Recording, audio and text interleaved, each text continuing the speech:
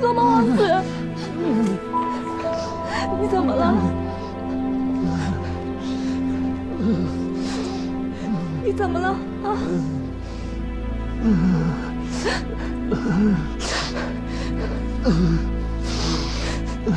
不要，求求你，我不要去借赌场，我不要去借赌场，不要。罗蒙王子。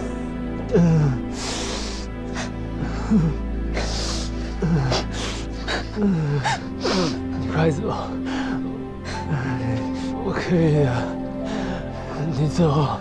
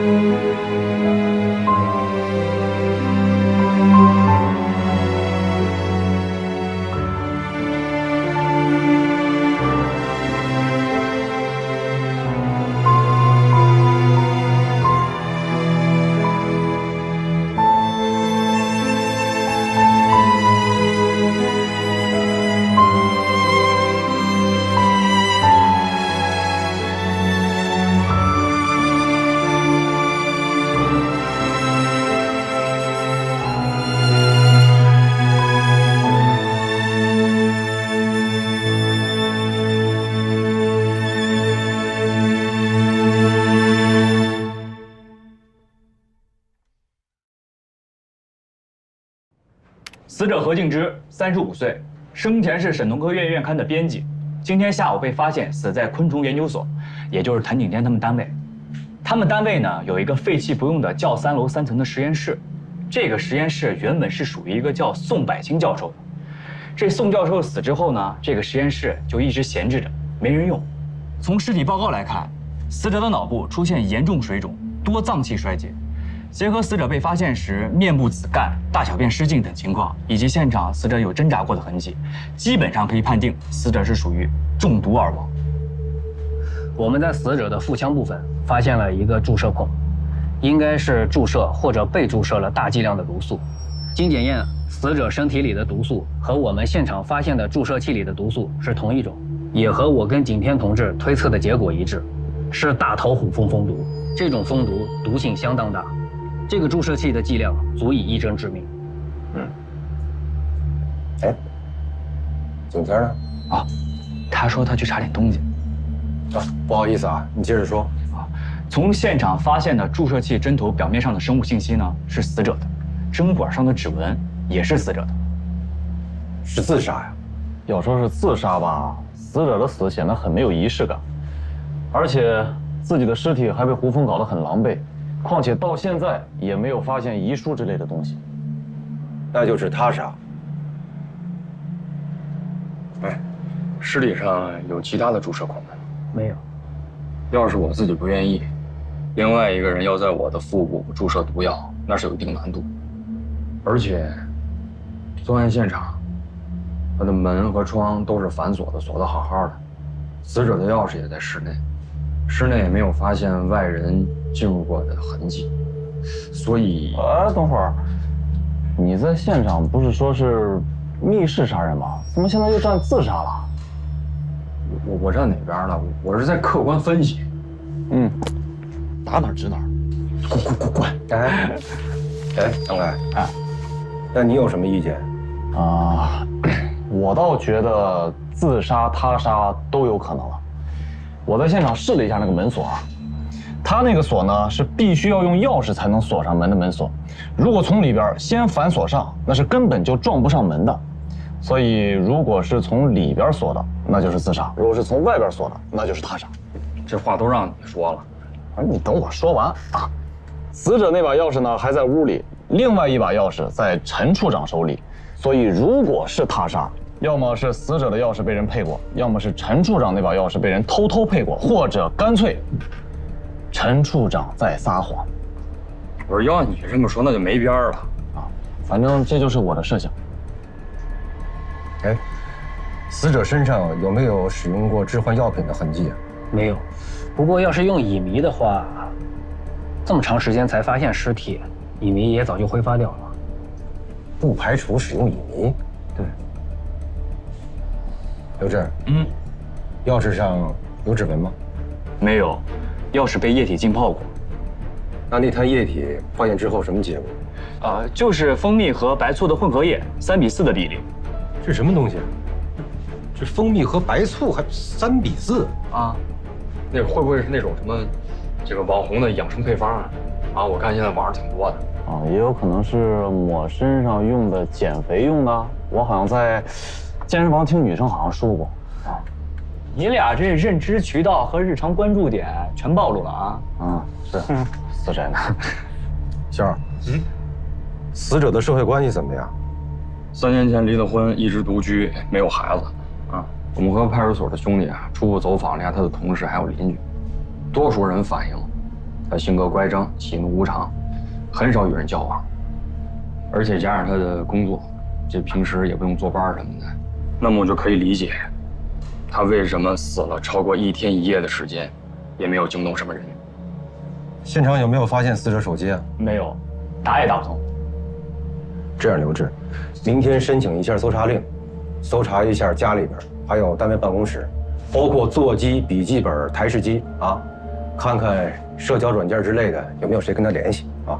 明白。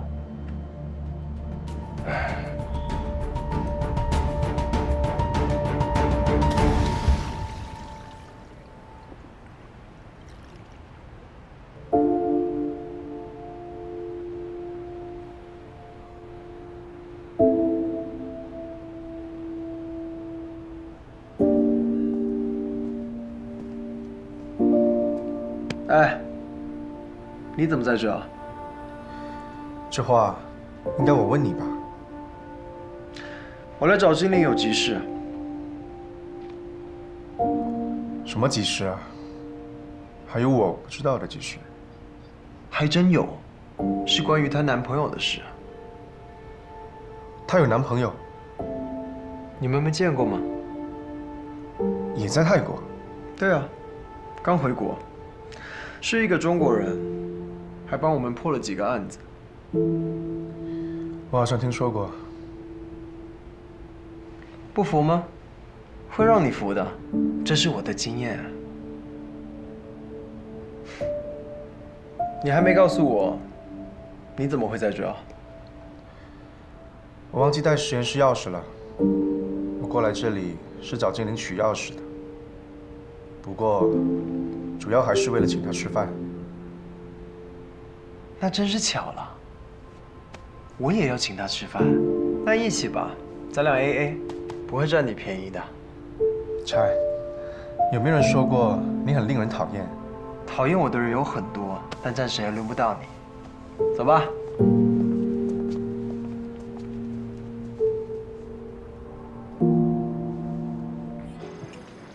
金良，你看啊，这个唐跟刘之间有矛盾，刘跟吉拉语之间有矛盾，吉拉语跟文人之间也有矛盾。矛盾性质不同，文人和吉拉语之间是杀女之仇，你死我活；刘和吉拉语之间顶多算是纠纷。你会因为租房子、养蚂蚁就杀人吗？大不了搬走就好了。好，那唐跟刘呢？他们之间矛盾的性质会是什么？会是你死我活吗？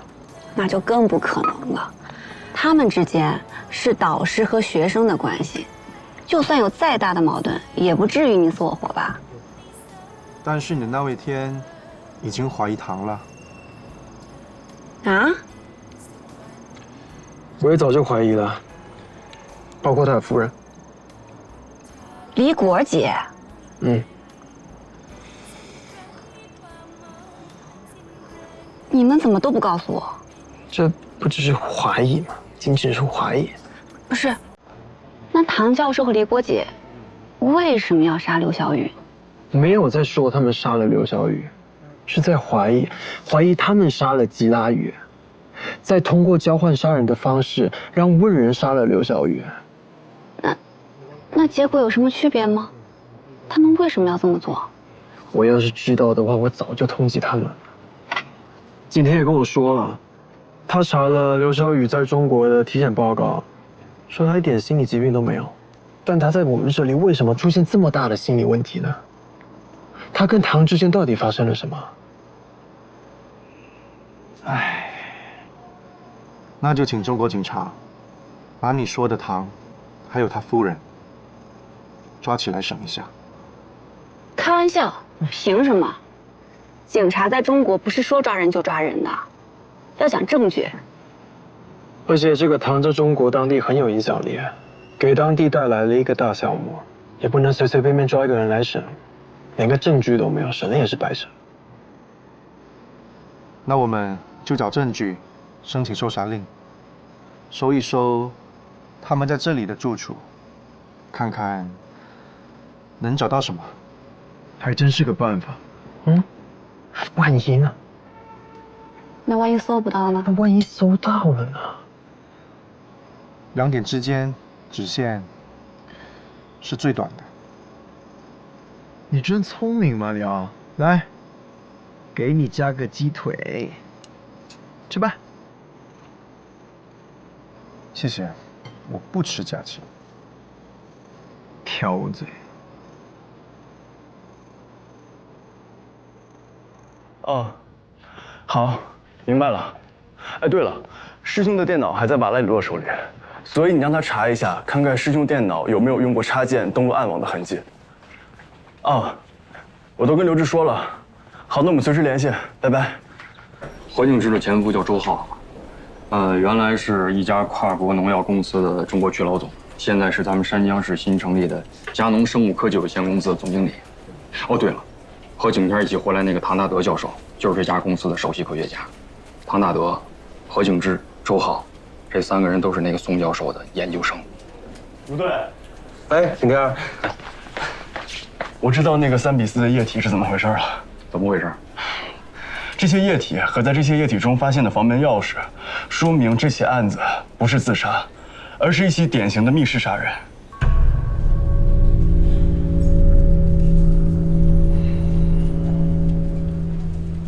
那要这么着吧，唐那里有什么收获，我就继续联系你。好，随时联系。好了。拜拜。拜拜。拜拜。走吧，我送你回去。对了，马里奥，我记得你家跟我家好像也顺路，对吧？要不你送完精灵，再辛苦送下我。啊？我跟你什么时候顺路过？想顺路一下还不简单吗？走吧。走。干嘛？这是。每年的6月到12月份，对于养蜂人来说，最大的麻烦就是胡蜂，因为他们会骚扰蜂群，甚至吃掉生产蜂蜜的蜜蜂。长久以来呢，为了对付胡蜂，养蜂人想过很多的好办法。因为胡蜂嗜甜，所以有一个办法就是用蜂蜜与白醋按照3:4的比例进行调制，制作诱饵，然后放到专门的诱捕设备中来捕杀胡蜂。我没明白，这和本案有啥关系啊？考虑到呢是在现场的地面上这个液体中发现的钥匙，所以我认为凶手很有可能是在毒杀何敬之之后，将事先准备好的这些液体放到地面上，然后再用何敬之的钥匙将门从外面锁上，以这些液体作为诱饵，让贪嘴的胡蜂将钥匙带到室内，从而完成了这一起密室杀人。胡蜂怎么带钥匙啊？用翅膀驮着？这个不难，用水溶线拴上，到达液体之后，水溶线就化了。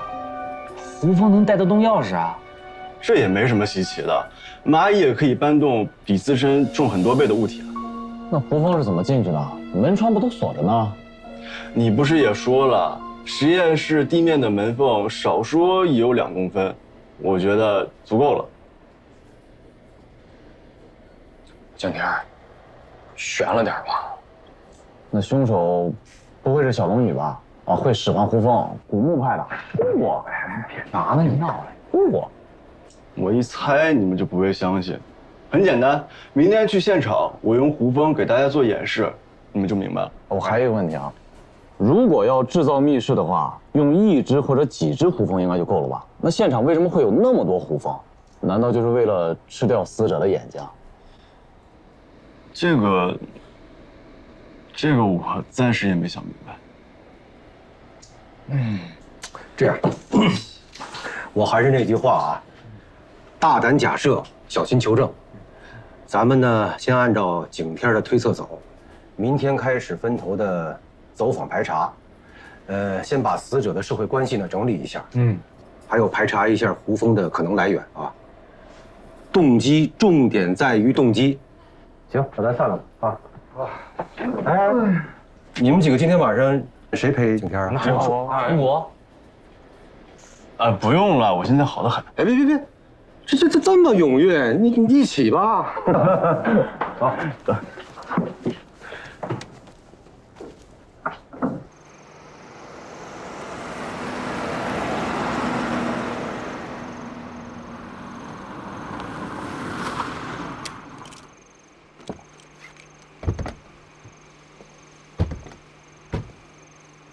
这么客气？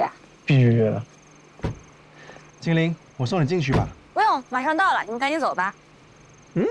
听到了吧？人家让你别送，你就别送了吧。经理，拜拜。拜拜。拜。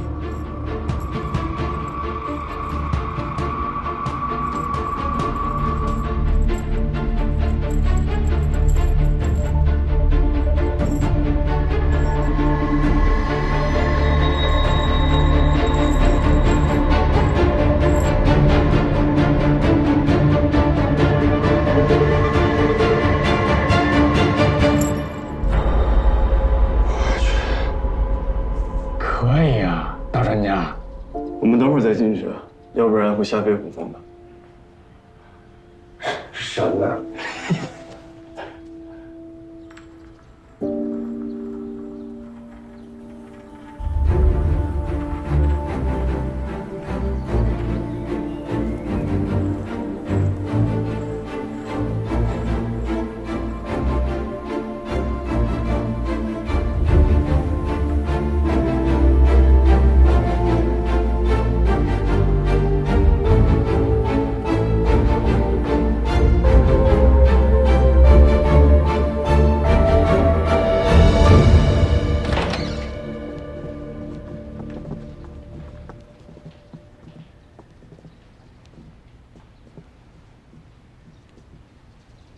怎么样？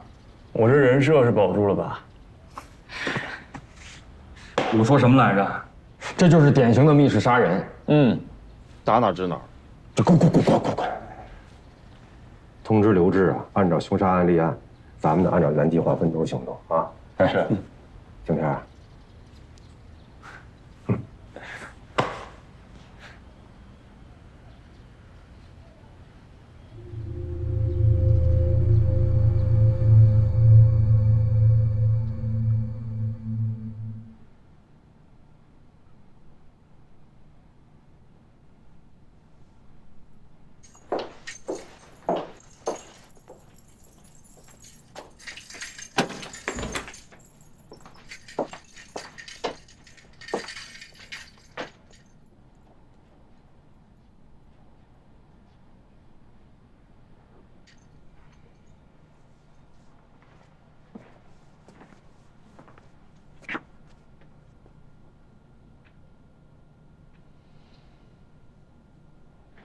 你应该高兴，仇人死了，你也被放了，恭喜你又可以开始新的生活了。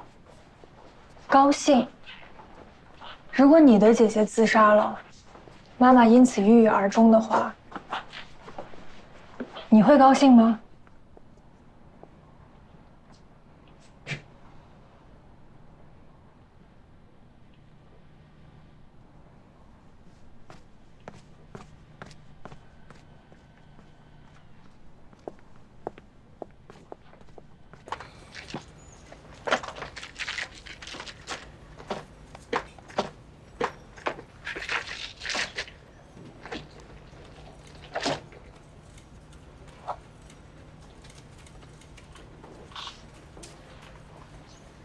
对了，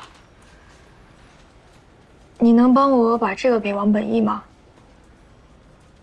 这是什么？色盲矫正眼镜。你可以自己单面给他。不麻烦了，你要是方便的话，就帮我代劳一下，可以吗？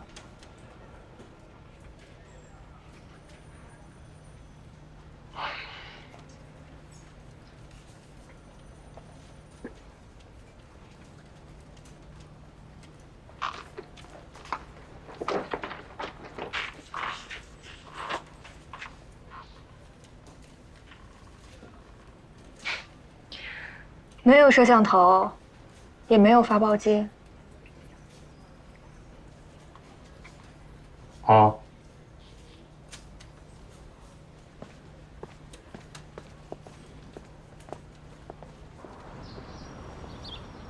大约以后不用再见了。你们还在怀疑我？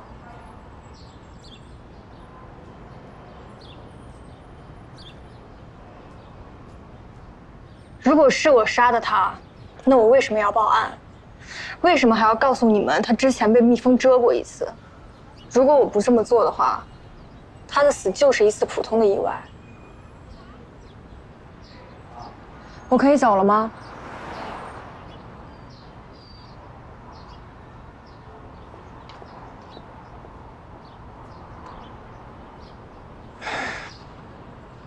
本来以为是条捷径，现在成了最漫长的路了。挨打就要立正，自己选的路，跪着要走。哎，你这都哪儿跟哪儿啊你？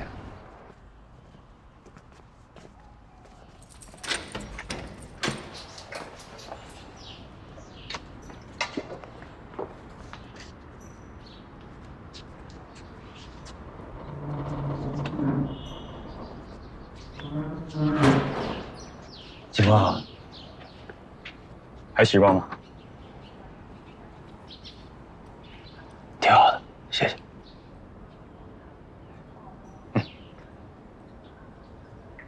带上。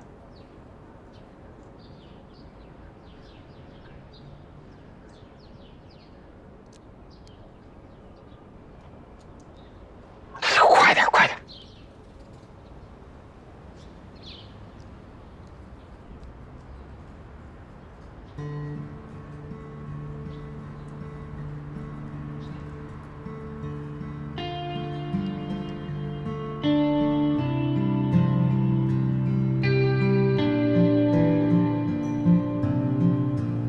这是孔雪托我给你带过来的。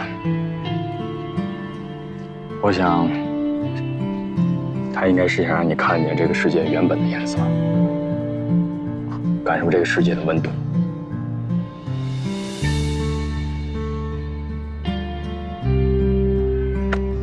好好改造。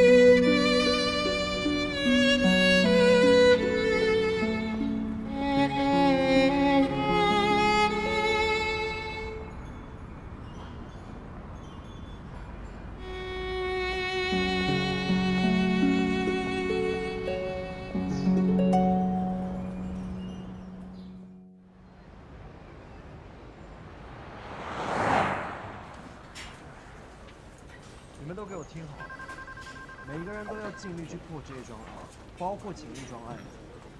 哎，阿鹏，我之前让你去办的那件事情，你到底办？警长，金玲来了。金莲，过来一下。都去忙吧。是好。坐。你看看我们发现了什么？针孔摄影机，在唐教授那发现的。对。据我了解，很多昆虫学家在野采的时候都会用到这种机器。这种机器可以直接探到昆虫所栖息的树洞里、岩洞里，还有土窝里去拍摄它们的生活状态，对昆虫学家的研究工作帮助很大。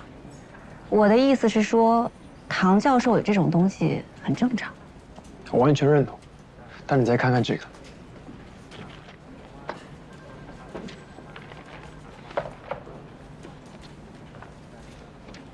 这是什么？这是这个针孔摄像头的检验报告，我们在上面看到了马里科帕须臾的生物成分。那有可能是唐教授之前拍过马里科帕须臾的巢穴。他是在哪拍啊？他去美国南部拍，还是去墨西哥地区啊？他可以去小雨师兄的培养箱里拍啊，他也可以其他地方拍啊。OK。那我们也听了景天的建议。 我们拿刘小雨的电脑去做检查，包括他的笔记本、他在家里的台式机、单位上的台式机，都没有用插件上过暗网的痕迹。他可以在别的电脑上上呀，他也可以去网吧呀，电脑到处都是，不是吗？你怎么了，今天？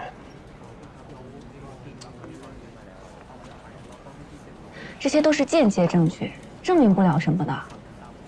我知道，但虽然这些是间接证据，但重点是，我跟德都已经相信刘小雨她是无辜的，我们也相信当初景天的判断了，对吗？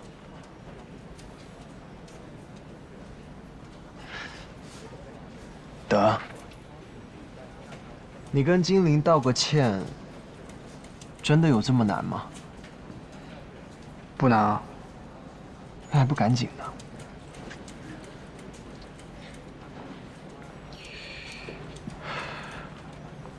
对不起。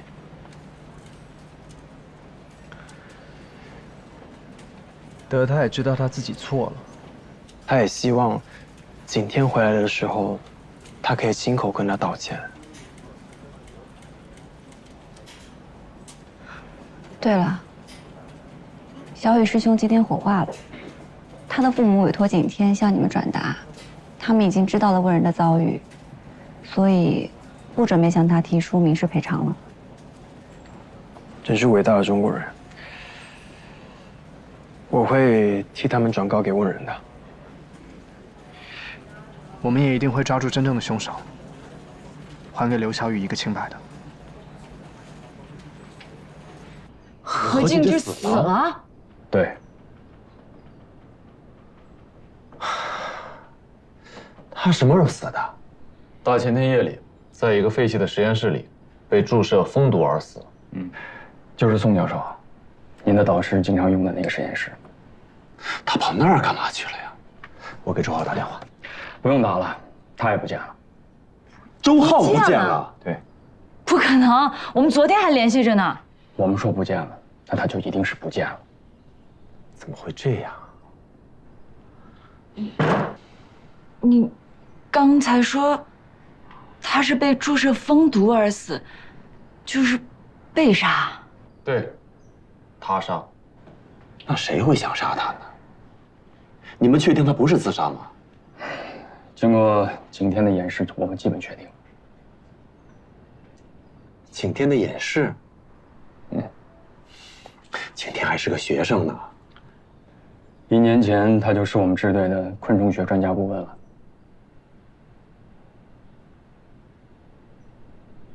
啊，是这样啊。我们这次来呢，是想了解一下，你们2位在大前天夜里的8点到10点之间，在哪儿，在忙什么？有什么人可以旁证吗？你们是在怀疑我们俩吗？哎，别激动，别激动，别误会。我们是了解了一下这个何敬之的行动轨迹。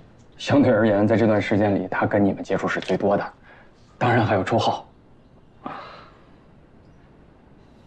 这是你们的工作，我们能够理解。谢谢。但说来也巧，大前天的8点到10点，周浩和我在一起呢。我们在商量工作，但现在周浩联系不上，这个我也没事，你再仔细想想，只要有人能见到你们在一起就行。我们两个大前天是去了桃花江对面的鹅岭，但我真想不起来谁能跟我们证明。你们俩去那儿干嘛？嗨，男人的矫情呗。我们俩为这一天共同奋斗了很长时间，现在终于梦想实现了，就想着两个人在一块儿庆贺一下。哎，在那段期间，如果有交通监控视频，应该能够证明吧？啊，我们会查了。挺有情调，站在这个城市最高端啊，俯瞰整个城市。哎，你们带香槟了吧？带了呀。啊？哦，我们只是象征性的碰了一下杯，没有喝酒。啊，好。那您呢？哦，他回娘家了。咱们最后还是请本人回答吧。是，我是回娘家了。准确的说，应该是叔叔家。我上次回国是2年前了，所以我这次回去看看他们。到底是娘家还是叔叔家？都对。李果从小父母走得早，是在叔叔家长大的。那叔叔家在本市吗？不在，在清县，开车单程不到2个小时。几点去几点回的呢？我记得好像是不到下午5点到的，然后待到11点往回走。自己开的车？对。8点的时候，我还跟叔叔阿姨视频来着呢。哦，对，我吃饭的时候我还给大德发了我跟叔叔阿姨的合影呢。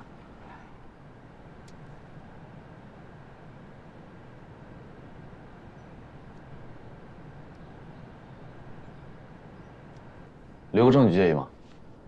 你随意。好，谢谢啊。我们不妨一起再捋一下。刘小雨在国内好好的，结果一到这边，不是改专业，就是有了严重的心理疾病，然后又费尽心机的藏着论文手稿，直到他最后丢了性命。这一系列的遭遇是为什么？再看他的死，就像景天说的那样，刘小雨他费那么大的心思藏着论文手稿，心里装着那么多的秘密，他首先不会干性自杀，而且景天也确认过了，他没有买任何保险。对，而且就算是自杀的话，也有很多方法。为什么要搞这种交换杀人的名堂呢？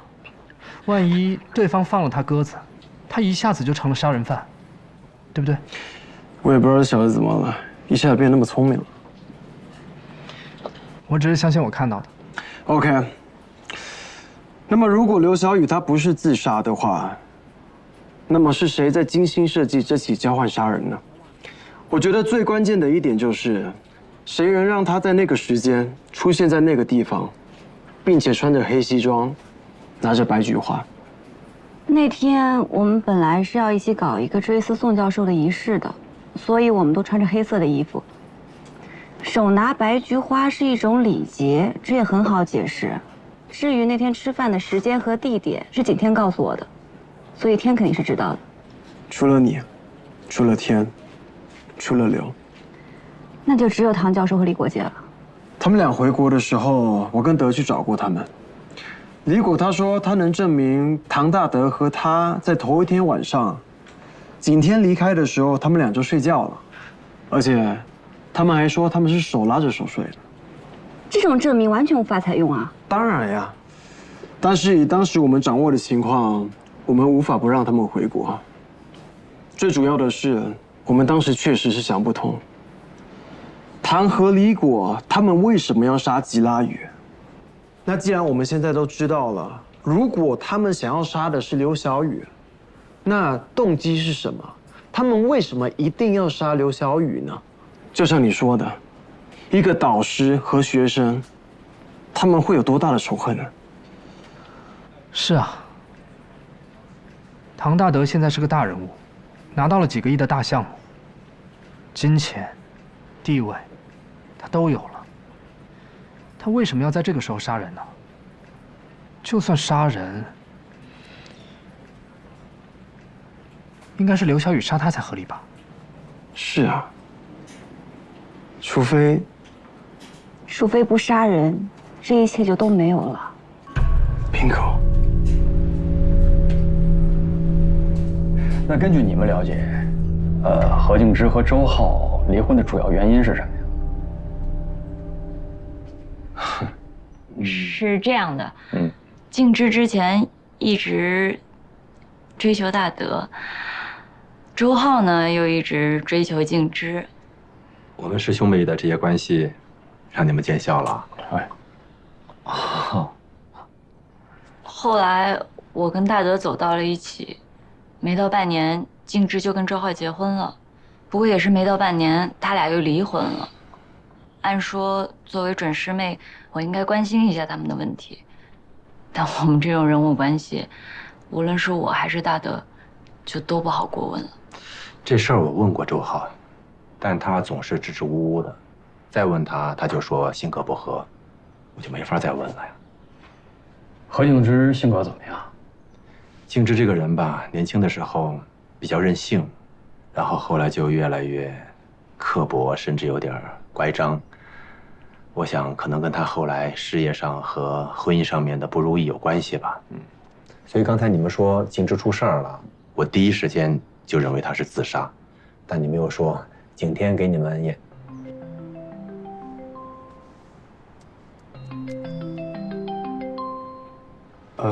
不好意思啊。哎，行，继续。我和你洛哥哥在一起呢。谁？你洛哥哥呀，瓦拉里洛呀。别闹，我跟唐教授还有李果姐在一起呢。对不起啊，我正要跟你说这个事儿呢。瓦拉里洛建议在泰国这边通缉唐大德和李果，这样就可以以两国联合办案的方式，请求山江警方协助调查了。这样啊？你让我再想一想吧。今天，我们这边掌握的都是一些间接证据，所以……我明白，但是……我还有一个灵魂拷问啊。如果这一切都是真的，唐教授他们为什么要杀师兄？你有认真考虑过吗？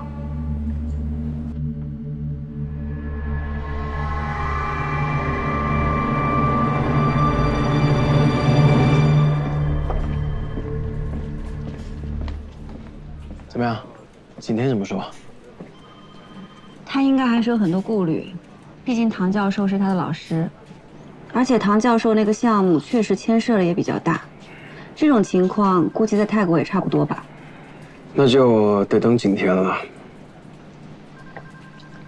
对了，苏潘那个案子有什么进展吗？这不是在等你们那边突破吗？我之前跟你说的话都白说了呀。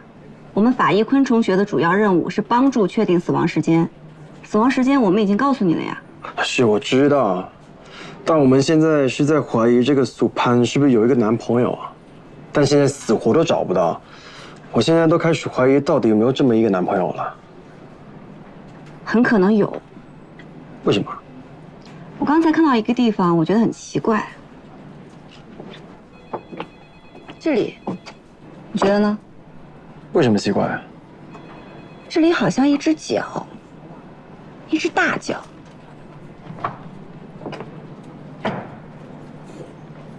德，在。这张照片，你那边有扫描版吗？电脑里有，找出来。好的。走。好了。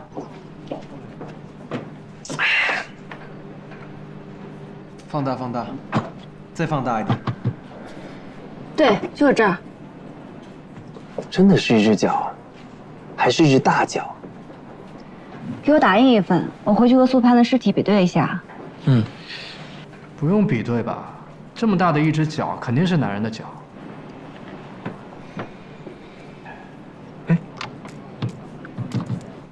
你们看，这只脚好像只有4个脚趾。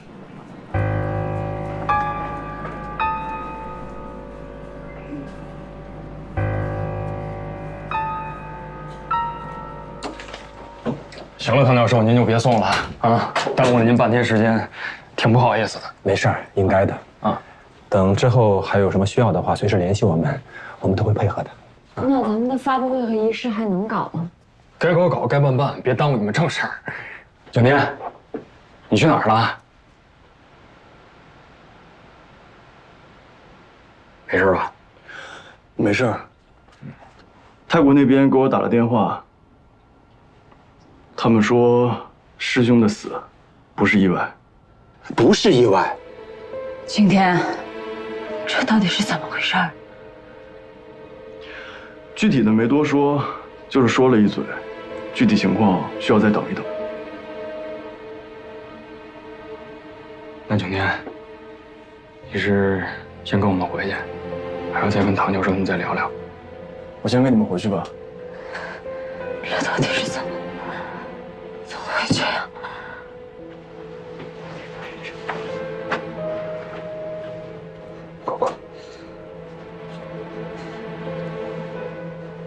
教授，李国姐，你们先别着急，有消息的话，我一定第一时间同步给你们。好的。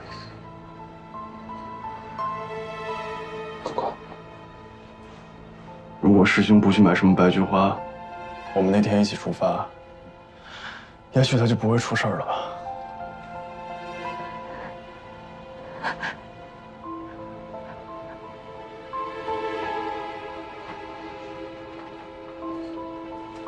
狗狗，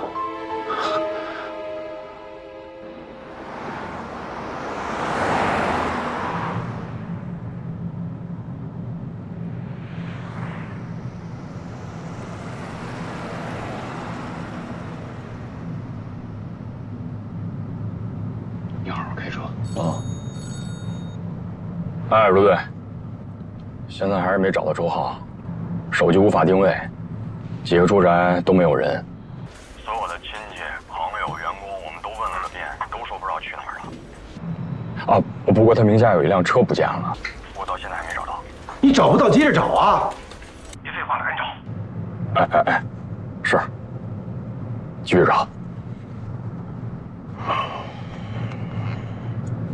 这个狗日！哟，你敢骂卢队？快，好好开车！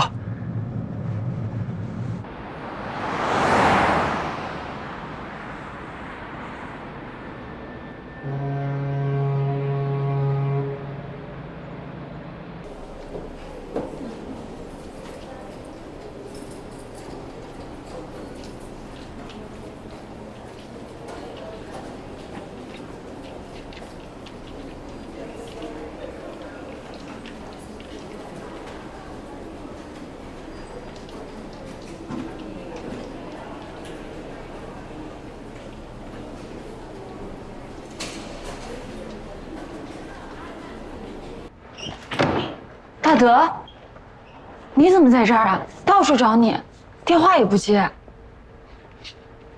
怎么了？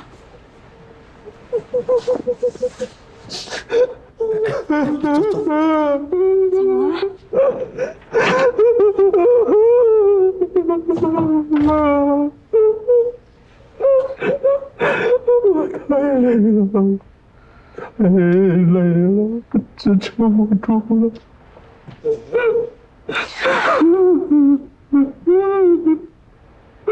是啊，这段时间是怎么了？在泰国小雨死了，回国之后静之又死了，是我们到底做错了什么吗？为什么会这样？大德，我们不开这狗屁发布会了，行吗？我们把公司股份还给周浩，我们不干了，行吗？我们什么都不要了，回泰国开开心心教书，好吗？这2天我的心里像有块大石头一样压着我，我喘不过气来。不理解。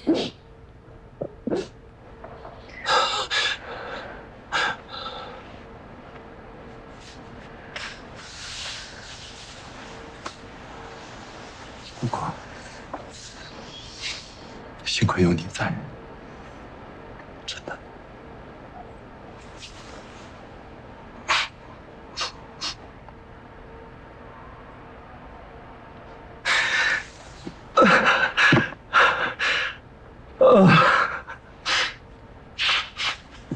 哎呀，哭出来我好多了。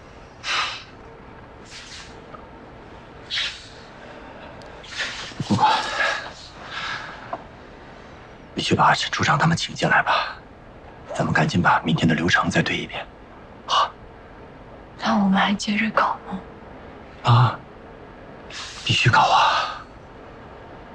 咱们盼这一天，盼了多少年了，果果。宋教授为了这个项目付出了巨大的心血，我们也付出了巨大的牺牲啊！终于搞成了，咱们果果。咱们不仅要搞，咱们要轰轰烈烈的搞，大张旗鼓的找，轰轰烈烈、兴高采烈的搞，好好庆祝一下。果果，就算不为我们，为了宋教授，我们也要搞，好吗？那要不要再等等周浩？一直联系不上他，咱别纠结了，正常进行吧。明天他能赶回来更好，赶不回来也没办法。果果，咱们有这么多嘉宾，一个一个去协调时间太麻烦了，影响也不好，你说呢？好，那我们就继续搞。我去叫陈处长他们。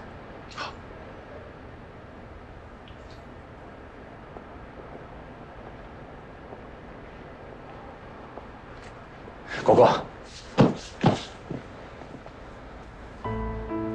果果，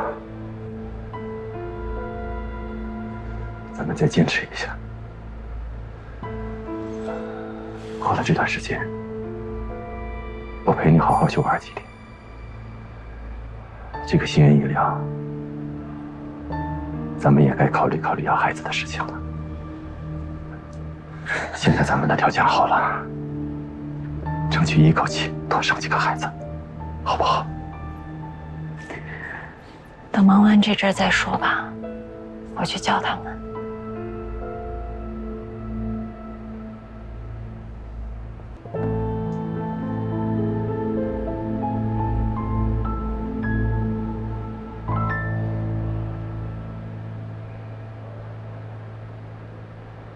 李月，别紧张。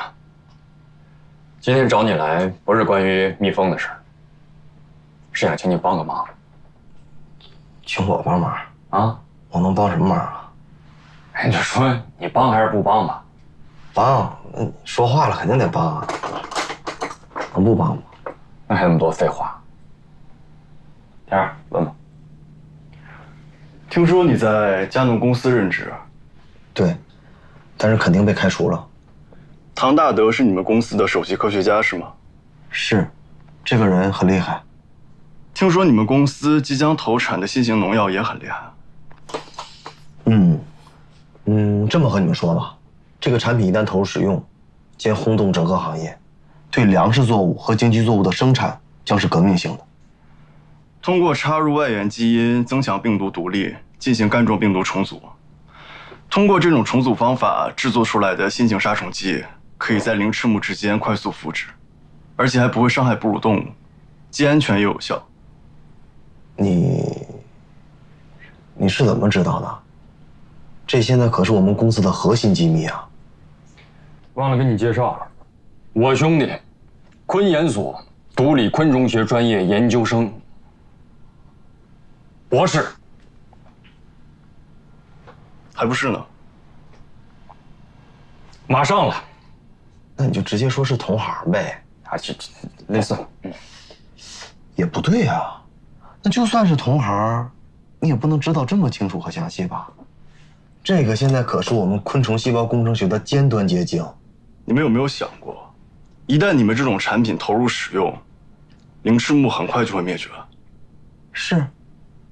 可是，重要吗？可能对有些人来说不重要，但对有些人来说，包括我，地球生物的多样性更重要。张凯哥。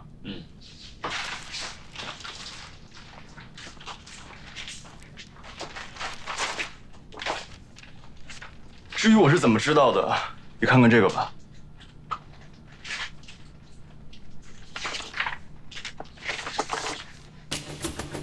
我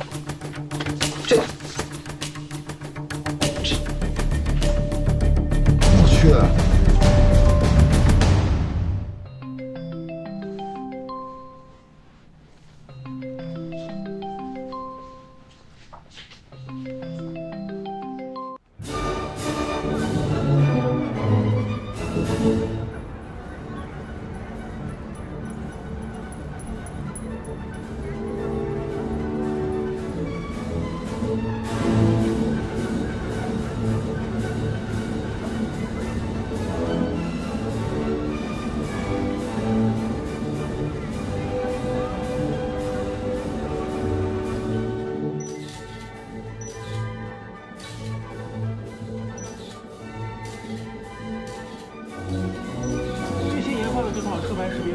是通过车牌提取、图像预处理、特征提取、车牌字符识别等一系列操作，我们可以在海量的车牌当中呢，发现我们的目标车辆。这么说吧，只要是有车牌，就算它飞到天上，我们也能把它找出来。怎么样，找到了吗？找到了。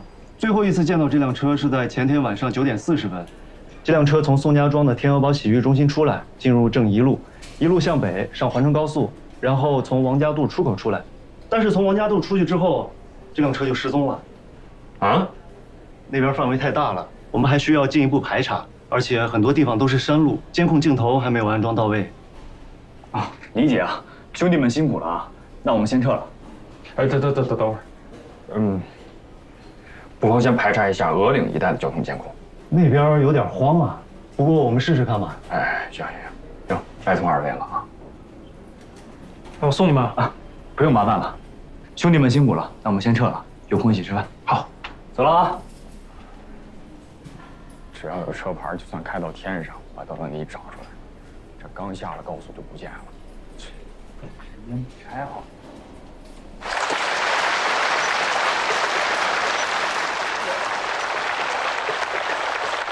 国产农药919号专利的诞生，凝聚着唐大德教授以及我昆研所所有科研人员的心血。它是我们省昆研所、省农科院的一件大事，是中国昆虫学界乃至国际昆虫学界的一件大事，更是我国生物科技领域、农业种植领域的一件大事。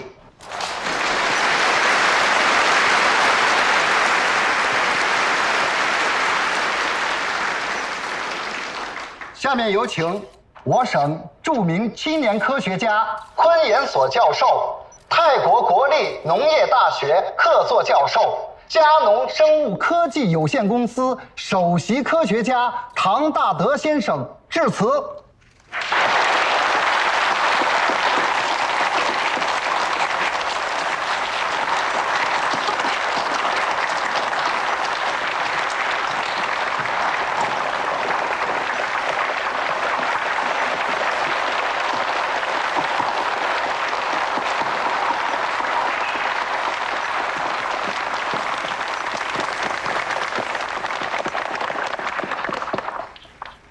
大家好，今天是我们919专利成果发布的日子，更是我的恩师宋柏清教授雕像揭幕、宋柏清昆虫研究基金会成立的日子。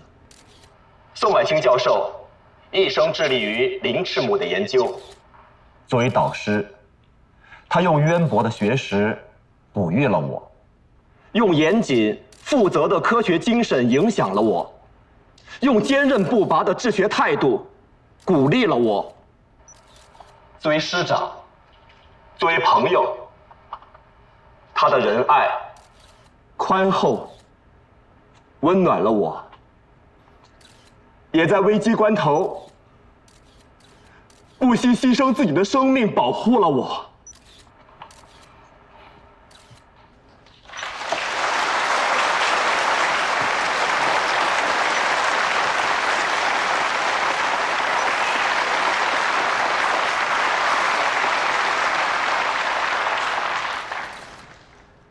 他是我心中的灯塔，我心中的英雄。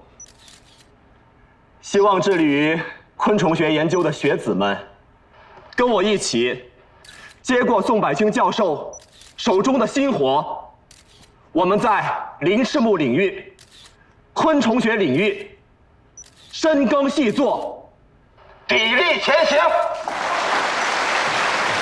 谢谢。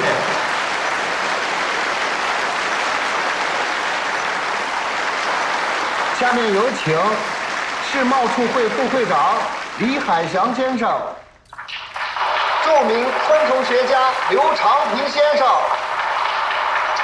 农科院副院长魏光宇先生和唐大德教授一起为雕像揭幕。